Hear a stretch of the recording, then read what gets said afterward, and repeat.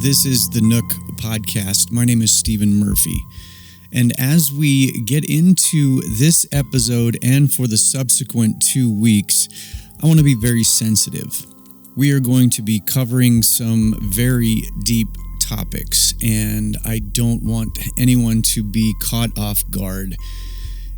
First and foremost, if you've got small kids that may be around while you're listening, it may be best to wait until they are not around. Secondly, and just as important, I want to give a warning to anyone who might be dealing with any kind of PTSD. There will be topics as well as just sounds that may come off as triggering. And I don't know what other word to use. And something like that is never my intent.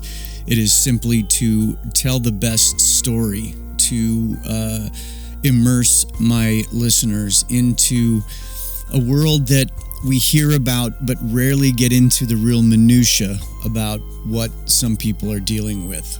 My intention is not to sensationalize anything that you will hear in the next 3 weeks, but bring to light what so many are dealing with. And while I may sound cryptic, I'm just trying not to give away too much as we get into this very multi-layered story.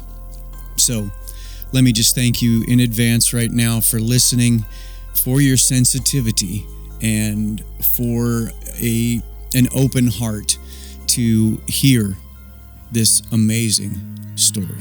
I've been pushing away everybody I love.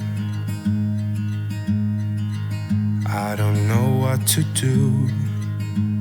Need a sign from above. I just want to be somebody who knows how to behave, but I'm not even close. Won't you save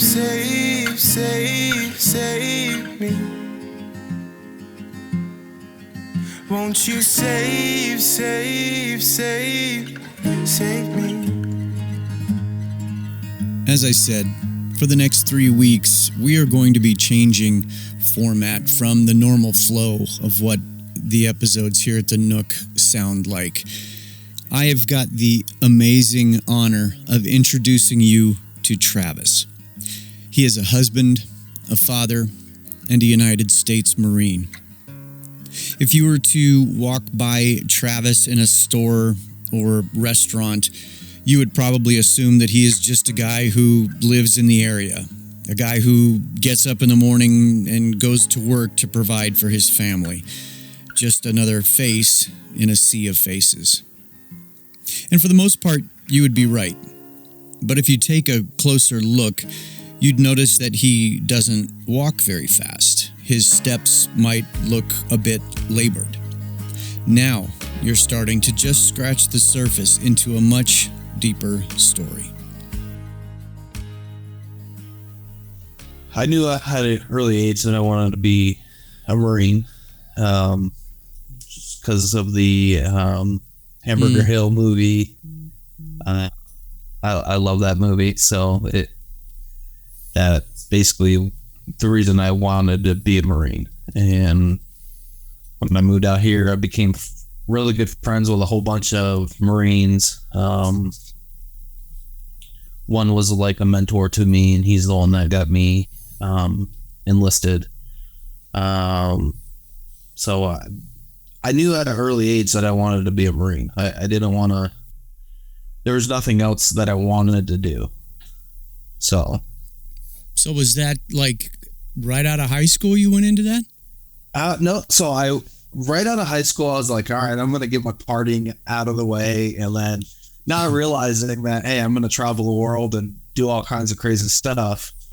But so I took a year off, and then, I was like, all right, I'm not doing anything. This is stupid. It's time to go. So I talked to my recruiter, and he goes, all right, when do you want to leave? I'm like, when's the next available spot? And he goes, in about 2 weeks. I'm like, all right, what do I got to do? And he goes, lose 50 pounds. In 2 weeks. Yeah. And I did. Okay. Wasn't healthy. Yeah. Wasn't healthy at all. Wow. So, I lost a total after boot camp, I lost 100 pounds. What year was that you went into the Marines? It was I joined September 16th, 2002. Wow. So you are right on the end of all that went down with 9/11. Yep. What did that factor into your decision? What part did that play in things? So when that happened, it was more relevant to me. Like, hey, this is what you need to go. That's basically what it was. Like, all right, this sums it up for you. You're going. Okay. It's not a question. It's just a matter of time when you're going to go. Gotcha.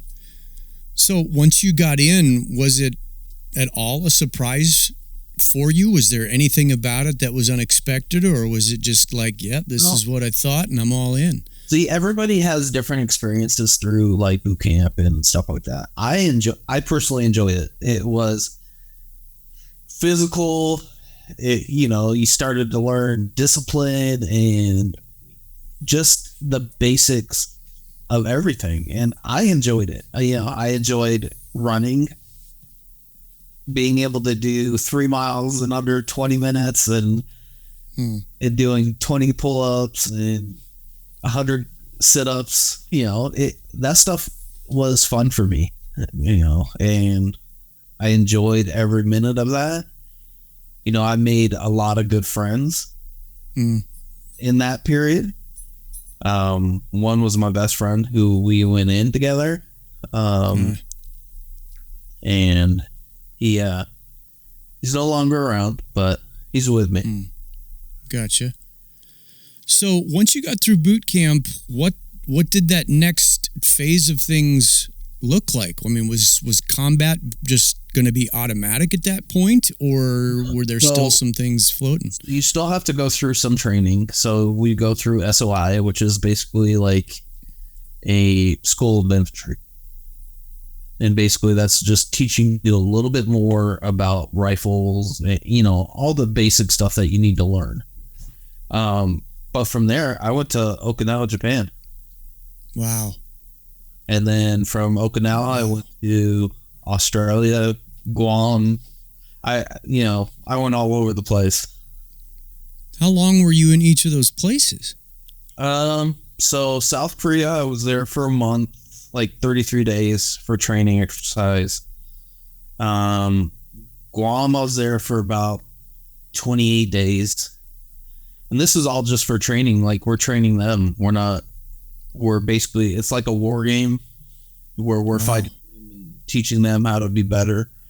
And then Australia, I was there for 36 days. Philippines, I was there for 2 months. So basically the first year I was just traveling. Just bouncing from place to place. Yeah. Is that something that you kind of adapted to, or was that weird for you? No, for me, it was an adventure. I got to go see different areas. I got to see, like in Okinawa, you got to go see the World War II, the tunnels that they had. They still have them open, majority of them are closed, but you got to see some. You got to, you go see history. So yeah, for me, that part was great because it's, I love learning about history and how we can, learn from that. Mm-hmm. So that part was fun for me. Okay, so then was it just after that? I mean, at what point did combat come into play where that was just like, well, this is going to be the next phase? So when I got back to Okinawa, I was scheduled to come home on leave, and they were like, "Hey, you're going to war," and I'm like, "All right, whatever." Wow. However, a guy said, no, I'll take his place so he can go home on leave. He's been gone for a year. I just got here, so I'm good. So I came home for about 30 days, and then I went back for about, I want to say another 3 months, and then I got shipped to Camp Pendleton in California, and that's where I went to go to Fallujah, Iraq.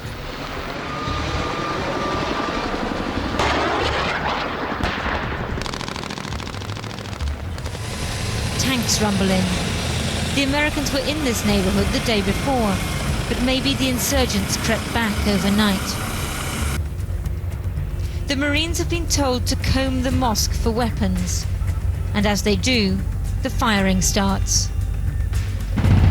It turns into a firefight. The armored vehicle arrives with more ammunition because the houses around the mosque are full of fighters. Roger, break that down. Delta 6. Delta 6, this is MCM. Roger, hey, what I need you to do, I'm pulling back. I had the mindset of when I enlisted, I'm going to war. So, you know, I was already prepared to die. You know, I already came to terms to that. So it was more of like, when is it going to happen, and not if.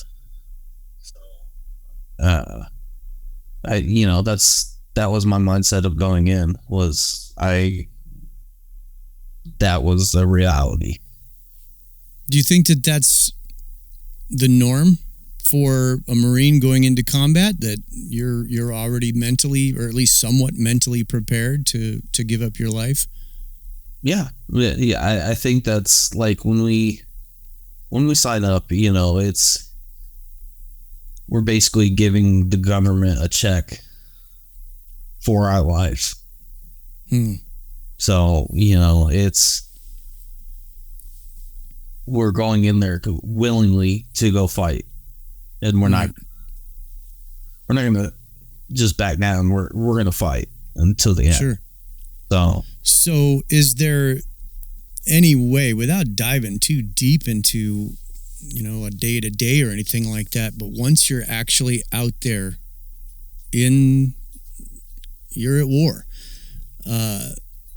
is there any way for you to give even just kind of a 30,000 foot view of what that looks like to somebody like myself who's never, I mean, yeah, I've seen the movies just like everybody else, but is there a way for you to put into words what it is like to be there with all those things happening in real time? Yeah, for me, it was, you know, the first night I got there, we were having mortars come in left and right. And so I was like, all right, this is how it's going to be. So first off, you're scared. If you're not scared, you're not normal. There's no way around it.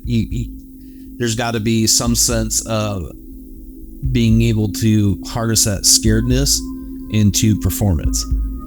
And for me, it was more like, all right, I got my first dose, let's go. Because then it starts becoming second nature of like all your training's kicking in. What do you got to do? You know, you don't have to think about it. You're just reacting. Is that the way it felt for you? Where it was just like almost you weren't really thinking. It was just happening because that's all you had been drilled to do. Yeah. So for me, it was definitely just like a second nature. Amazing. Do you feel like that fear part of it was a constant, or do you just kind of learn to put that at bay when you get into that mode of just, I'm doing what I was trained to do? For me, it was, you know, I buried it, and I literally was just like, all right, time to work.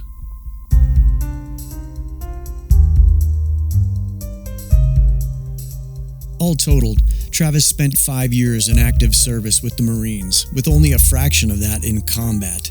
And I don't say that to minimize that time, because what he had to endure in the warfare was certainly more than most of us could even imagine.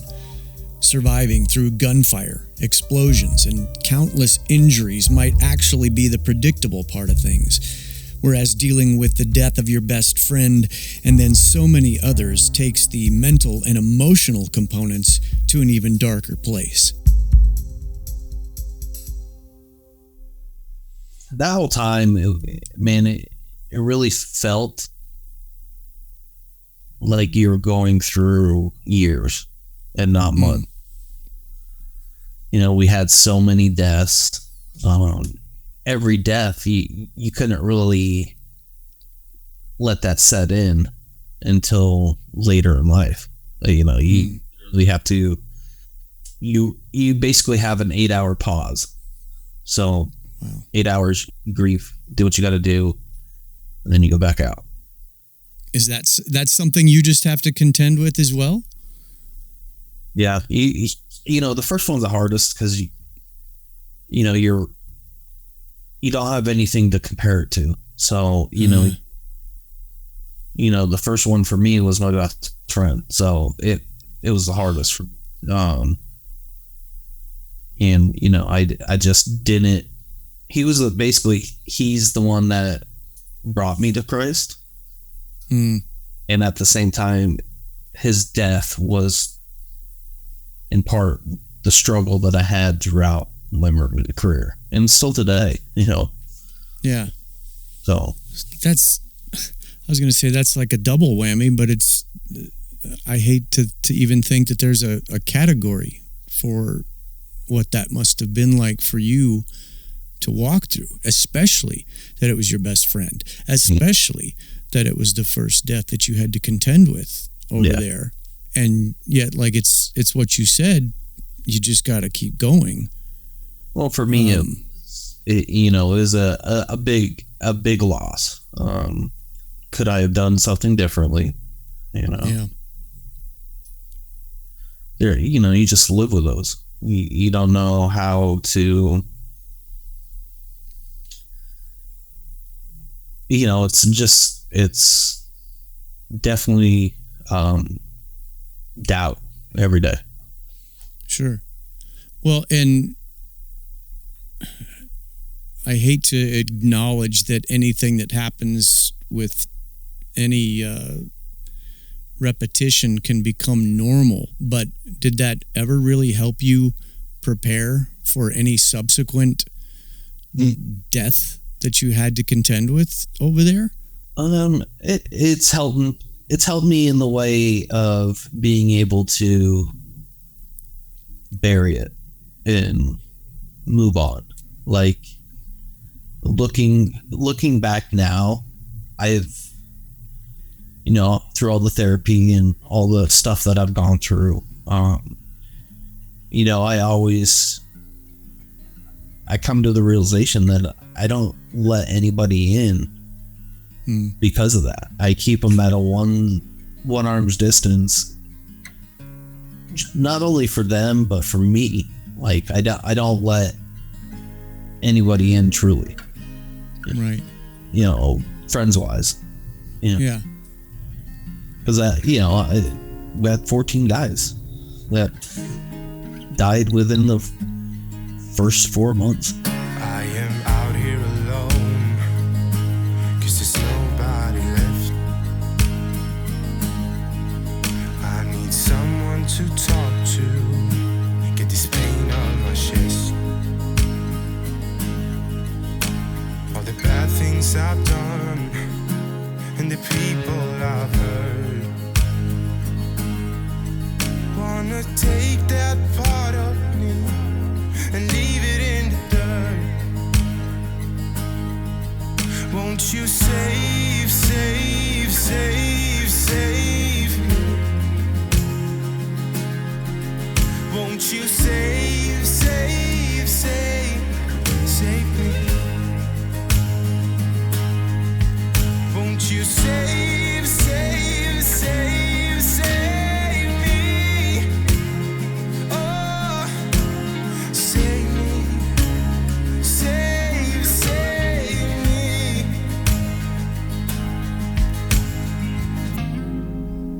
Travis would spend another 5 months on the battlefield, still doing what he was sent to do, while also still trying to contend with the loss of so many friends. Eventually, his unit was replaced by another. Now riddled with injuries, the physical demands of being a soldier were becoming too much for Travis to deal with. And though he re-enlisted with hopes of returning to combat, his body simply couldn't take any more.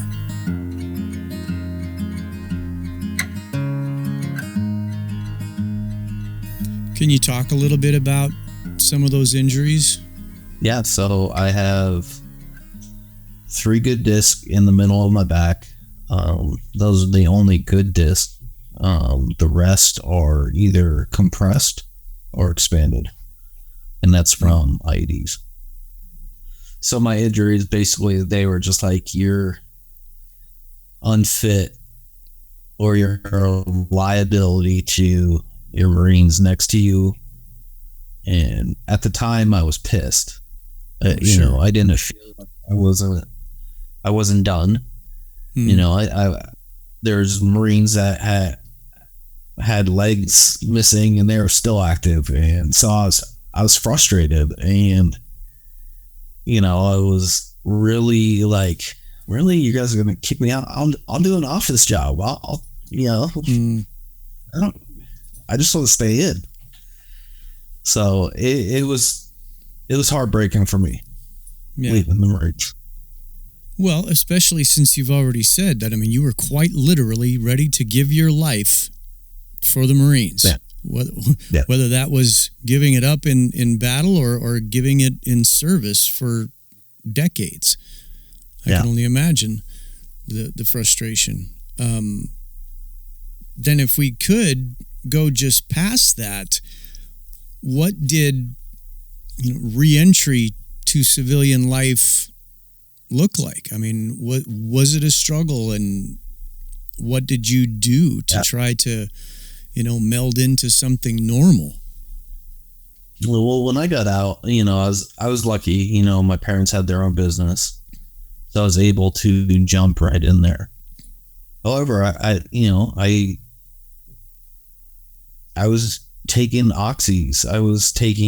I had morphine patches. I had all these drugs that they were giving to me left and right, and I was taking like candy, and I was still drinking and doing all that. So, I remember a couple times where I would just do dumb stuff, like take 6 oxys and then go drive to my friend's house and then have some beers and more oxys and then drive home. Wow.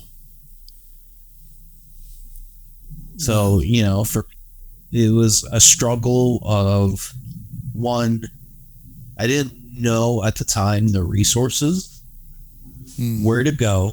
The VA wasn't, the VA's the VA. They're just there to put a Band-Aid on it and let you go. Here's some more pills. At one point I was at 43 pills a day. Wow. Well, you said that your best friend led you to Christ. Where was your faith in battle? Where was your faith after? And I realize that that's probably a big, broad question, but where was God in all of this for you? For me, I struggled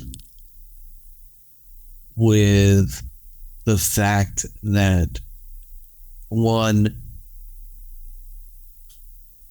God took my best friend, the one who's probably besides Tabitha, he's probably the biggest influence that had on me. And to take that part and then take 13 others right back to back to back, it was devastating. So I struggled. I struggled in the fact, like, if you're almighty, why are you allowing this? Well, I kept on asking, why? And, I never got any answers. The chaplains in the military they just try to get you ready for the next mission. So they try to ease that stress for you to go. So, I wasn't getting any answers that way. I stopped reading the Bible altogether. Just because there was so much evil in, what I did and what I saw. And it was hard for me to wrap my brain around the goodness of him. Yeah. Through that time. When Tabitha said, hey, when we first started hanging out, she's like, hey, you want to go to church? I'm like, man, that place is going to burn down as soon as I walk in. And that's truly how I felt. For everything that I've done, I truly felt I could not go back to that where I was. I couldn't allow God back into my heart and be able to go, all right, you're good. Yeah, sure. Because, I still struggle. For me, it's okay to ask why. When I'm having a rough day and I'm still like, hey, why did you do this? And I still don't have answers. And I think that's the part that's frustrating for a lot of us is we don't have the answers and we don't get closure. I was struggling. I one day I was like, I'm done. I don't want to do this anymore. There's only been 2 times in my life that I've been that low. And I literally had the gun to my head when I was in my parents' bedroom. That way I could be found. I've always wanted, in both scenarios, I wanted to be found. I didn't want anybody to worry where I was. So I literally said, God, if you're real, you better times down. And I remember clear as day, he just said, not your time yet. Wait. And it was like loud.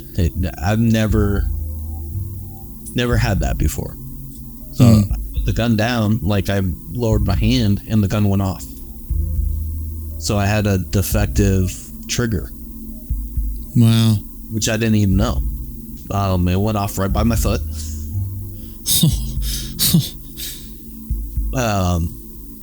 So and that led me to go. I believe that led me to go, all right, let's go. For me at the time, I wasn't processed. I didn't have time to process it. I went from Marines to work. I didn't process anything until in the last 4 years. So, I was able to bury a lot of stuff for a long time. Yeah. But yeah, it creeped up. We can only bury it for so long before it starts planting something else.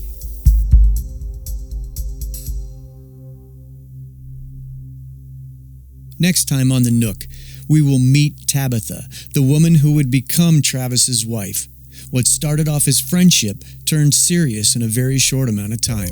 Because I got to know him as a friend first and got to see his heart and the things that he valued and cared about and loved for his country, the love for his family.